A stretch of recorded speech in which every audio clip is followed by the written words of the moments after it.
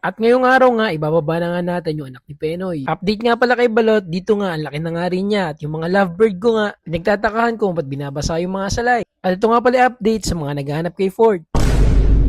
Ngayong araw nga, papakainin ko nga itong si Eggy, alaga kong iguana. Pero nakita ko na nga rin yung balat niya. Nagsishred nga pala siya o nagpapalit nga pala ngayon. Ang alam ko kasi kapag nagpapalit ng balat ang isang alaga o isang hayop, isang indikasyon nga na lumalaki na nga ito. At dito nga nakakatuwa yung mga pattern niya lalo nga sa likod para siyang dinosaur. Tingnan niyo naman. Makatapos ko nga makipagbanding kay Eggy, dito naman ako sa mga alaga kong handfeed. Inuna ko nga dito si Thunder para sa walk recall.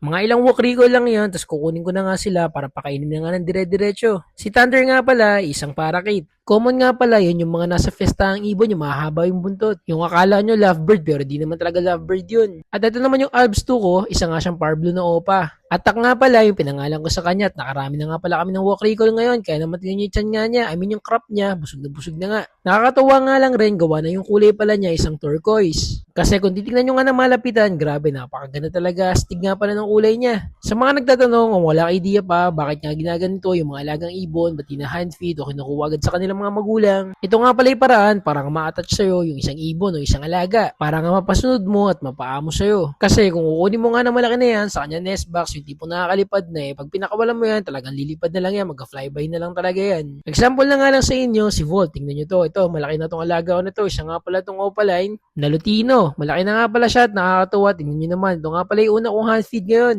At meron nga rin palang tricks na alam yan, mamaya nga papakita ko sa inyo. Si Volt nga pala, naisama ko na rin dati nung pumunta kami ng DRT. At ganito yung sinasabi ko sa inyo, para mapaamon nyo nga kailangan, ganito ginagawa, kumbaga hand feed nga siya. So ngayon nga, medyo tutok nga pala ako kay Volt, gawa na nakikita ko nga nakaraang araw, na parang nangangayayat nga siya, hindi pa kasi siya sanay mag-seeds pero nilalagyan ko na nga rin siya ng seeds dun sa kanyang kulungan. At yung nakita nyo nga na yung kanina, spin nga pala yun nga pala tinuturo ko sa kanya. Nakakatuwa nga si Void kasi napakabilis lang din niya natutunan yung dati sa akin. At kahit madalang ko na nga siyang turuan ulit noon, naalala pa nga rin niya kapag sinabi ko yun. At sa mga bago pangalan dito na nakafollow sa atin, ito nga rin pala iba natin mga alaga. Nakakatawa lang rin kasi ganito pala ginagawa nila kapag nesting sila. Binabasa nila yung mga materials na nakukuha nila para pang nesting. Siguro, para mas madali nga nilang maiayos kapag dadalhin na nila sa nest box nila. Sa buong pag-aalaga ko kasi sa kanila, ngayon ko nga lang sila nakita na binabasa nila yung kanilang mga salay. At dito nga hanggang sa iyakyat ng isa, nakita ko na nga lang, hawak-hawak pa rin niya yung salay na ilalagay niya sa kanyang nest box. At sa isa ko nga ibon dito, nakakatawa lang kasi yung kulay niya, mukha nga siyang Sankunur. Kung familiar kayo sa Sankunur, halos ganito nga kasi kulay no, nakakatawa lang din, para siyang mini version. At yung isang ibon nga kanina na may hawak na salay, binibigay na nga sa kanyang kapares. Yung salay na kinuha nga niya kanina, panigurado, ilalagay na nga nila to sa kanilang nest box. At panigurado din kasi, sooner or later, mag-iitlog na yung mga yun. At ito pa nga yung ilan sa mga alaga natin. Nakakatuwa kasi sa colony type na cage nila dito, sama-sama sila namumuhay, gumagawa ng sariling buhay. At itong isa, feeling close nga. Mailap yan pero hindi ko alam bakit ganyan kalapit sa akin. Nagpapakit siguro sa camera. At dito naman, sisilipin ko nga yung sa may perso ko. Hiniwalay ko na nga pala to, gawa ng ginagambala nga pala nito, iba ko mga pares doon. Nakakatawa nga lang rin, gawa ng 4 na nga pala yung itlog nila dito. Ang pinagtatakahan ko nga lang kung paano nga nagkaroon na napakarami nga pala dito pinagbalatan ng Milay seeds. At ito nga pala poging-pogi at napakaganda nating perso. At yung Albs 1 ko naman, laking gulat ko nga first time na wala nga ako nakita ng itlog sa kanilang nest box. Dati-rati kasi lagi ito unlimited na itlog. Mukhang nagpahinga nga muna sila ngayon. At sinilip ko na nga lang din yung ibang nest box ng aking mga alagang ibon dito. At dito nga nakita ko nga may mga itlog pa nga rin pala dito. So susunod nga pala, makahanap nga pala ng mga double cage para mailipat na nga sila, para may kanya-kanya nga silang pwesto, privacy at para mas lalong mapisa nga yung kanilang mga itlog. At dalawa pa nga sa pugad dito, pugad ng Ewing ko, saka dun sa isa ko pang alaga dito, meron nga pala mga itlog na hindi ko na nga lang binuksan para hindi magambala. At dito naman si Penoy, sinilip ko na nga lang din kung ilan na nga yung posibleng napisa niya. Kasi kahapon, isa na nga yung napisa niya at meron nga ako naririnig na may mga crack nga.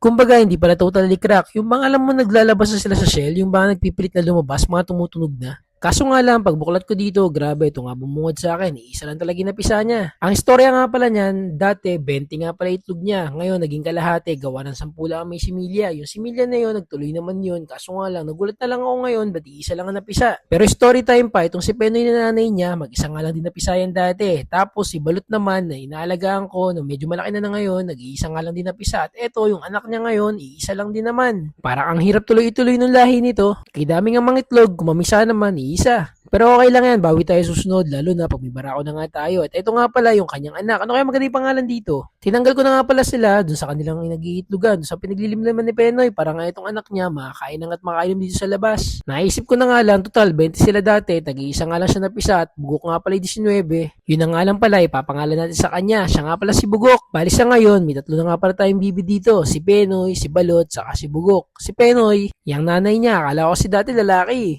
Kahit nga si Balot, papakita ko sa inyo mamaya. Akala ko din kasi dati lalaki, kaya Balot pinangalan ko. Yung pala, babae din. Ito namang si Bugok, ewan ko na lang din. Baka maging babae din paglaki. Pero mas okay nga sa akin yun para hindi sila makapag-inbreed. At ito naman, yung dalawa nating alagang itek galing Nueva Ecija kay Ma'am Christine Ann. Pinalagaan na nga lang pala sa atin. Gawa ng bawal na nga sa kanilang subdivision. At dito nga kinabahan ako. Akala ko nga nawawala na si Bugok. Gugulat-gulat ako. Pagsilip ko nga sa ilalim, nandun pala. Abay, isa na lang yung mawawala pa. Huwag sana madalingan ng hamster dito. Sana nga maprotektahan siya ni Penoy all throughout sa kanyang paglaki. At sa mga naghahanap naman nga pala kay Fort, may mga nag-aakala nga, inadobo na daw, kinatay. Hindi po, si Fort nga pala na isang 45 days, eto, buhay na buhay, pinakawalan ko na nga lang siya muna ngayon. Gawa ng mas ramdam ko nga na mas tatagal ang kanyang buhay kapag nakakawala siya kaysa nakakulong lang. Kinulong ko kasi siya, paano nga yung mga tanim kong halaman, kinakahig niya, kaya dito nakakulong lang siya sa pwesto na to. At dito nga, ito nga pala si Balot. Ang laki na nga rin pala ni Balot. O siya, muli, kumabot ka sa dulo ng video natin na to, simple follow, like at share, napakalaking tulong na. Farm Life, peace out.